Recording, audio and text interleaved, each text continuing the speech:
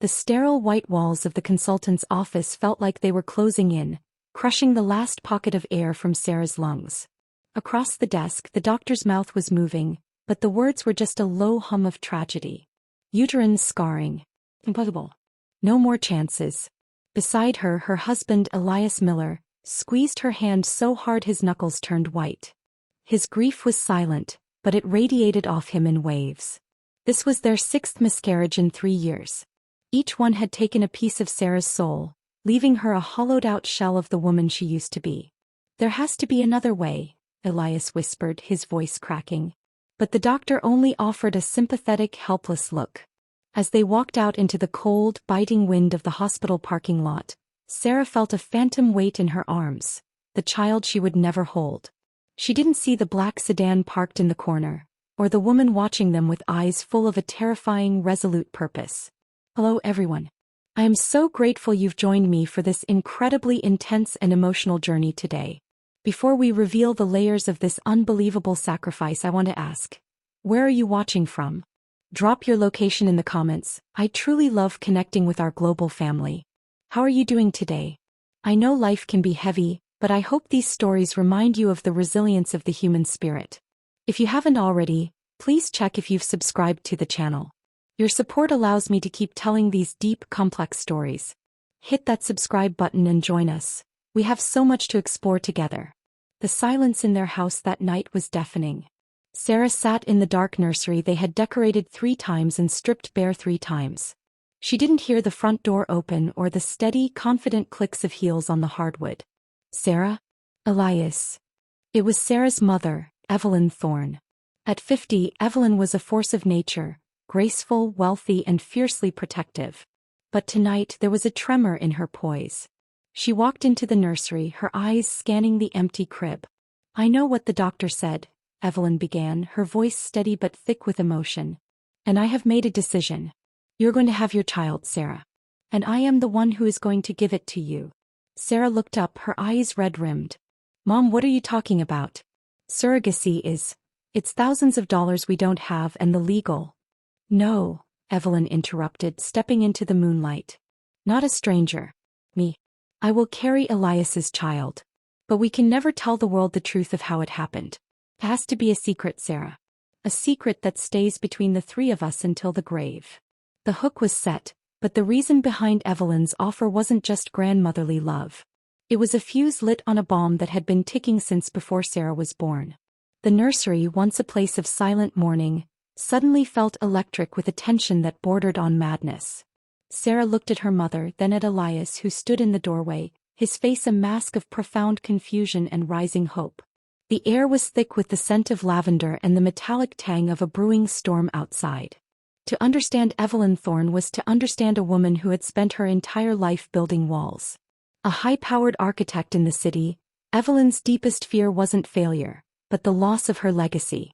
She had raised Sarah as a single mother, never speaking of Sarah's father, a man she claimed had died long ago. Her motivation had always been singular, to ensure Sarah had the life she never did. But beneath her polished exterior lay a secret medical reality, a rare genetic ticking clock that she had never disclosed to her daughter. Elias Miller, on the other hand, was a man of simple, grounding warmth. A landscape designer who spent his days nurturing life from the dirt. His greatest desire was to see a piece of himself in Sarah grow. He was the anchor Sarah clung to during her darkest episodes, but he carried his own burden of guilt. He felt his body had succeeded where Sarah's had failed, and that silent disparity was eating at the foundation of their marriage. "Mom, you're 50, Sarah said, her voice barely a whisper as she stood up. "The risks. The doctors would never even allow it. It's medically impossible." "The doctors you know, perhaps," Evelyn countered, stepping closer. Her eyes were hard, reflecting a hidden depth of planning that bordered on the obsessive. "But I have been consulting with specialists in Switzerland. Because of our specific bloodline, I am more capable of carrying your child than any stranger could ever be." "Our bloodline?" Sarah echoed. There was a flicker of something in Evelyn's eyes, a secret that went back generations. Supporting them was Elias's brother, Caleb Miller, a cynical but brilliant investigative journalist. Caleb had always been suspicious of Evelyn's perfect facade. He saw the way she controlled Sarah's life, the way she appeared at the hospital before Sarah even called her after the miscarriages. To Caleb, Evelyn Thorne wasn't a savior. She was a master puppeteer. "I'm doing this because I owe you a life, Sarah," Evelyn whispered, taking her daughter's hands. "You don't know the things I did to keep you. This isn't just about a baby. This is about finishing what started 25 years ago." The relationship between mother and daughter had always been one of intense closeness, but in this moment, Sarah felt a chill. She saw the love in her mother's eyes, yes, but she also saw a desperate, calculated hunger. Elias stepped forward, his hand resting on Sarah's shoulder. If we actually do this, it would mean using my..." He couldn't finish the sentence. The clinical reality of a biological connection between him and his mother-in-law, even through IVF, felt like a transgression of the natural order. "It will be done in private," Evelyn stated. "We will go to the cabin in the woods. I will take a sabbatical. When the child is born, it will be yours. On paper, on the birth certificate, in the eyes of God. I will just be the grandmother." But as Sarah looked at her mother, she noticed a faint tremor in Evelyn's left hand. A tremor Evelyn quickly hid in the folds of her silk robe. There was a depth of secret here that Sarah couldn't yet grasp. Was Evelyn doing this for Sarah, or was she doing this to replace something she herself had lost? As Evelyn's pregnancy progressed with a terrifying, unnatural speed, the romantic bond between Sarah and Elias began to fray under the weight of their shared secret. Every time Elias looked at his mother-in-law's growing silhouette, he saw not just a miracle, but a biological tether that felt like a betrayal of his marriage. "I can't even touch you anymore, Sarah," Elias whispered one night as they sat on the porch, the loons crying out over the dark water. "When I hold you, I feel like I'm holding a lie. I look at her and I see my child, but I see her body. Wrong.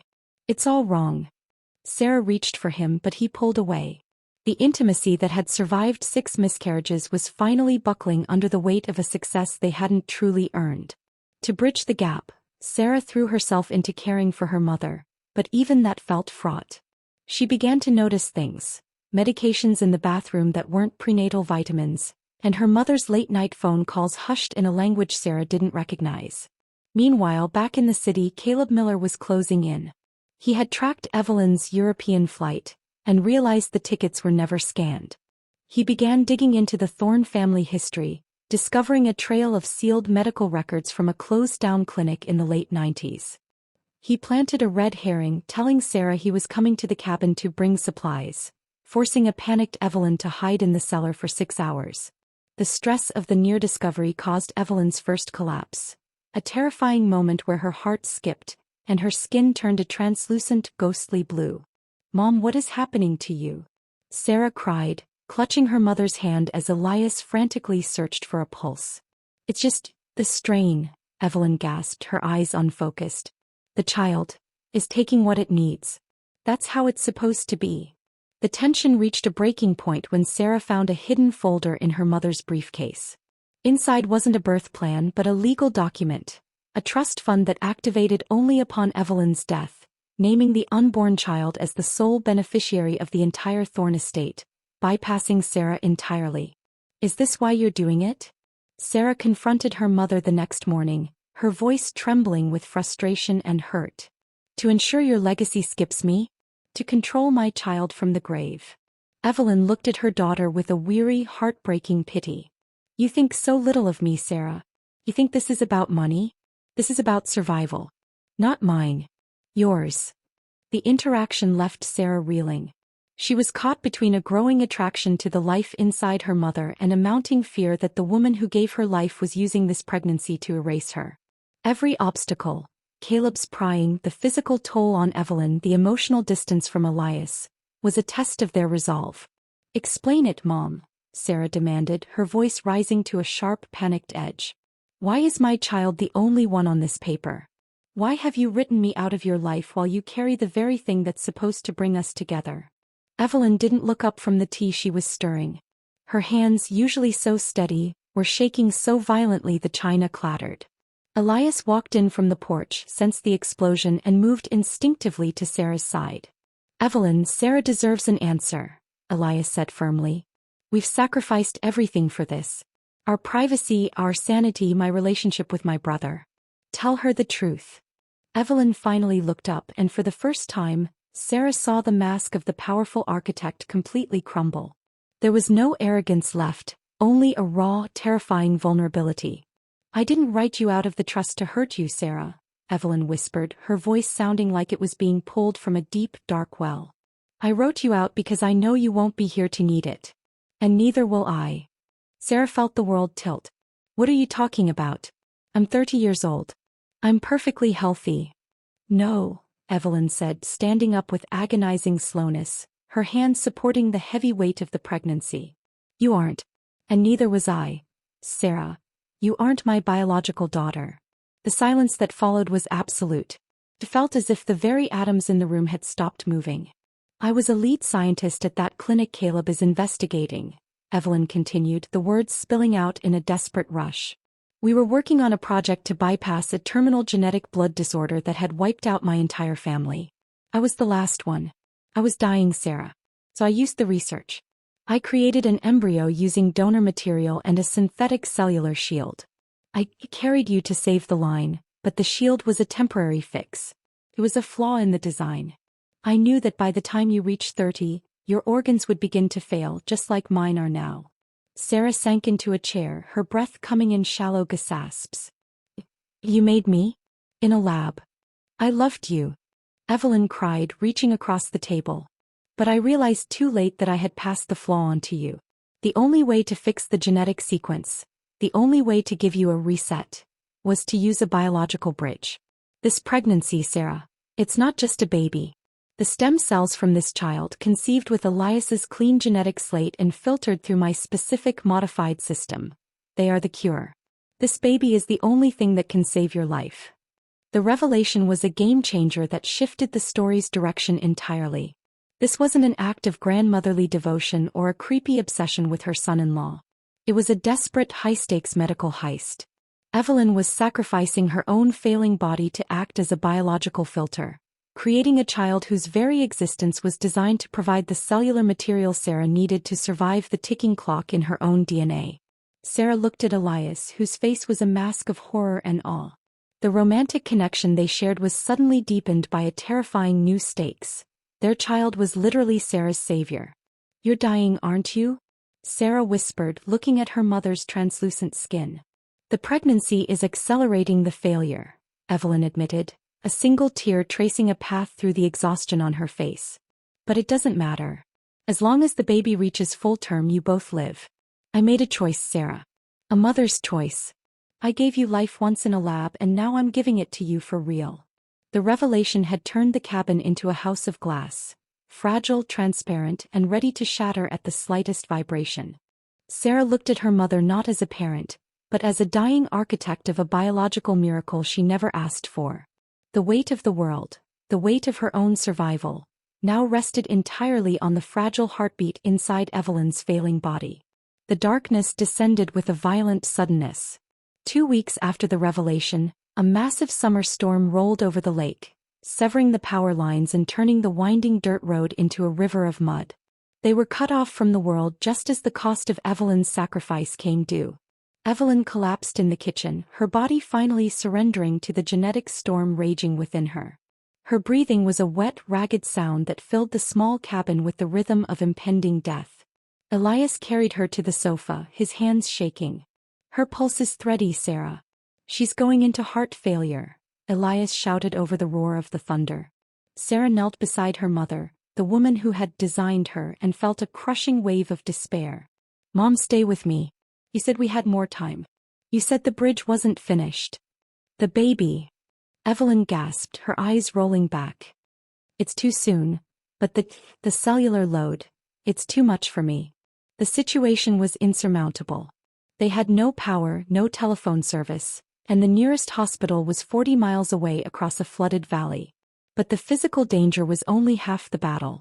As Sarah looked at her husband, she saw the terror in his eyes, the realization that he might lose both the woman he loved and the child he had dreamed of in a single night. The separation felt absolute. Elias was forced to act as a medic, a role he was never trained for, while Sarah had to confront her deepest fear, that her own existence was a mistake that was currently killing her mother. "I can't do this, Elias." Sarah sobbed, backing away from the sofa. "If she dies, I die. And if the baby dies, there's nothing left. It was all for nothing. We're just ghosts in a house that shouldn't exist. Look at me, Sarah." Elias grabbed her arms, his voice a desperate command. "We are not ghosts. We are here. You are my wife. That is my child. We fight. We fight until there's no air left." But then the final blow fell. Through the window, in the flashes of lightning, they saw the headlights of a car spinning out on the muddy track outside. It was Caleb. He had finally found them, but he hadn't come alone. He had brought the authorities, convinced that Evelyn had kidnapped Sarah or was performing some illegal medical procedure. The sound of a loudspeaker echoed through the trees, barely audible over the wind. "Evelyn Thorne. This is the sheriff's department. Open the door." If the police burst in now, they would find a woman in the middle of a high-risk secret medical birth. They would take Evelyn to a standard hospital where the specific synthetic nature of the pregnancy would be treated as a freak occurrence, likely killing both mother and child in their ignorance. The protection Evelyn had built was about to be destroyed by the very person trying to save them. The situation was hopeless. Evelyn was fading, the child was coming too early, and the world was literally battering down the door to expose a secret that required silence to succeed. The pounding on the cabin door, rhythmic and heavy, competing with the thunder that shook the very foundations of the house. Outside, the flash of red and blue sirens illuminated the raindrops like falling shards of glass. Inside, the air was thick with the scent of ozone and the terrifying metallic smell of a body in crisis. Evelyn's hand clamped onto Sarah's wrist with a strength that shouldn't have been possible for a dying woman. Her eyes snapped open, blazing with a final, lucid intensity. "The kit." Evelyn wheezed, pointing toward the cellar door. "In the lead-lined case. Sarah, you have to finish the transfer. If I stop breathing before the cord is clamped, the sequence breaks. You lose the child and you lose your future." In that moment, the despair that had paralyzed Sarah evaporated, replaced by a cold, crystalline courage. She realized she wasn't just a design anymore. She was the architect's successor. "Elias, bar the door." Sarah commanded. "Don't let them in. Not yet. I don't care if they have to tear the house down. Give me 10 minutes. Elias didn't ask questions. He threw the heavy oak dresser in front of the door just as the first shoulder hit it from the outside. "Caleb, stop." Elias roared through the wood. "She's in medical distress. If you force this door, you'll kill them both." Sarah sprinted to the cellar, returning with the lead-lined case her mother had hidden. Inside was the bridge, the specialized equipment designed to handle the specific synthetic biological interface of this birth. This was the turning point. As Sarah began to follow the frantic, whispered instructions of her dying mother, she found an inner strength she never knew she possessed. She wasn't just a daughter watching a mother die. She was a woman reclaiming her own life. "I have the stabilizers, Mom," Sarah said, her hands steady as she worked. The realization hit her like a bolt of lightning. Her mother hadn't just been playing God. She had been a martyr, building a bridge across a genetic abyss that had swallowed their entire family. The betrayal of the secret pregnancy was actually the most profound act of love a parent could offer, giving up her own body to repair the broken pieces of her child. Outside, the shouting grew louder, but inside, a sacred silence descended. The storm seemed to hold its breath. Elias stood at the door, a wall of pure determination, holding back the world while Sarah performed the miracle. "I see the head, Sarah," Elias whispered, moving from the door to the sofa as the final push began. "The color. It's not blue. It's glowing. It's healthy." As the first cry of the newborn shattered the tension of the room, the power suddenly surged back on. The cabin was flooded with light, and in that moment, Sarah saw the key to the central conflict. The baby wasn't just a cure. He was a beautiful, perfect boy. And as the blood from the cord, rich with the modified stem cells, flowed into the collection unit, Sarah felt a warmth spread through her own chest, a sensation of vitality she hadn't felt in years. The bridge was complete. "Open the door, Elias," Sarah said, her voice calm and regal. "Let them see what we've done." Sarah stood in the center of the room, her silhouette framed by the renewed glow of the kitchen lights. In her arms she held the newborn, wrapped in a pristine white towel. But the most striking sight was the collection unit. The glowing biological bridge, still pulsed with a strange rhythmic light, connected by a slender tube to a port on Sarah's own arm. "Caleb, stand down," Elias said, his voice a low, vibrating warning. "What is this?" Caleb stammered, his eyes darting from the high-tech equipment to his brother's bloody hands. "Elias, I found the records. This clinic. It was shut down for illegal genetic tampering. I thought she was hurting Sarah." "She was saving me," Sarah said, her voice echoing with a newfound authority. She stepped toward her brother-in-law, the infant cradled against her chest. "The woman you're trying to arrest just gave her life to fix a mistake that would have killed me by Christmas. Look at her." They all turned to the sofa. Evelyn lay there, her face as white as the linens, her breathing shallow but peaceful. The frantic terror had left her. She looked like a soldier who had finally reached the end of a long, impossible war. But the climax wasn't just about the birth. It was about the final confrontation with the Obsidian Protocol, the shadow organization that had originally funded Evelyn's research and was now lurking in the background of Caleb's investigation. Just as the deputies moved toward Evelyn, a black SUV pulled into the mud-slicked yard, its headlights blinding. A man in a sharp gray suit, the very investigator who had been feeding Caleb information, stepped out. He wasn't law enforcement.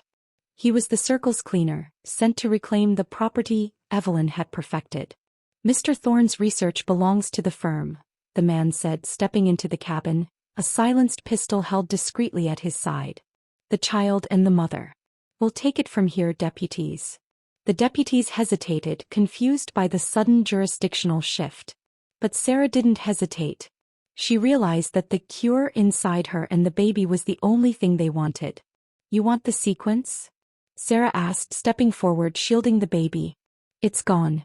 The moment the transfer finished, the synthetic shield dissolved. "The data is written into our DNA now. If you want it, you'll have to kill us both in front of these officers and a journalist with a live feed." She pointed to Caleb's pocket. The red light of his recording device was glowing. Caleb, realizing he had been played by the Circle to track Evelyn, stood tall beside Sarah. "It's being uploaded to the cloud right now," Caleb lied with a grin, catching Sarah's lead.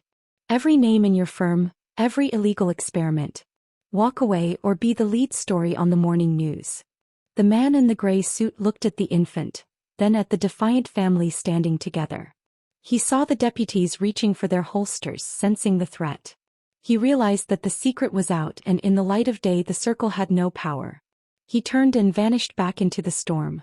Sarah slumped against Elias, the adrenaline finally fading. She looked down at her mother. Evelyn's eyes fluttered open one last time. She saw Sarah, she saw the baby, and she saw the bridge was complete. "You are authentic now," Evelyn whispered, a small triumphant smile touching her lips. "No more flaws." With a final soft sigh, the woman who had played God to save her child closed her eyes. She had used every skill, every secret, and every ounce of her own life to ensure that the line wouldn't just continue, it would thrive. 6 months later, the lakeside cabin had been transformed. No longer a secret laboratory or a hideout, it was now a home filled with the sounds of a life reborn. The garden was thriving under Elias's expert care, bursting with colors that seemed more vibrant than ever before. Sarah stood on the porch, holding her son Leo. He was a miracle in every sense of the word, sturdy, healthy, and possessing his mother's deep, inquisitive eyes. Sarah looked down at her own arm, where the faint mark of the transfer had faded into a tiny silvery scar. The doctors at the university hospital had been baffled by her sudden, spontaneous recovery from her blood disorder, but Sarah and Elias kept the truth close to their hearts. She felt a vitality, a raw energy in her limbs that she had never known. The ticking clock in her DNA had finally been silenced. Elias walked up behind her, wrapping his arms around both his wife and his son. The distance that had grown between them during the pregnancy was gone, replaced by a bond forged in fire and blood. They were no longer just a couple who had survived tragedy. They were the founders of a new legacy. "Caleb just called," Elias whispered, kissing Sarah's temple. "The expose is the lead story today. The firm is being liquidated, and the clinic's records have been permanently sealed by the High Court. We're safe, Sarah." "Truly safe." They walked down to a quiet spot beneath a sprawling willow tree, where a simple stone marker sat amidst a bed of white lilies. It bore only one name: Evelyn Thorne, architect of love. Sarah knelt and placed a small hand-painted drawing of a sun on the stone, a gift from the daughter to the mother who had given her life twice. "I used to think you were controlling me, Mom," Sarah whispered to the breeze. "I used to think you were choosing my path. But I see it now. You weren't playing God. You were just being a mother. You gave me the one thing you never had: a future without a deadline." As they sat by the water, watching Leo reach for a fluttering butterfly, the shocking reason for the pregnancy no longer felt like a scandal or a secret. It felt like the ultimate act of devotion. Evelyn had sacrificed her body to repair the broken pieces of her child, and in doing so she had ensured that the love Sarah and Elias shared would echo through generations, unburdened by the flaws of the past. The story that began in a sterile doctor's office with a sentence of "impossible" ended in a sun-drenched garden with the word "forever." Sarah leaned her head on Elias's shoulder, watching their son laugh, and finally knew what it felt like to be whole. "My heart is overflowing."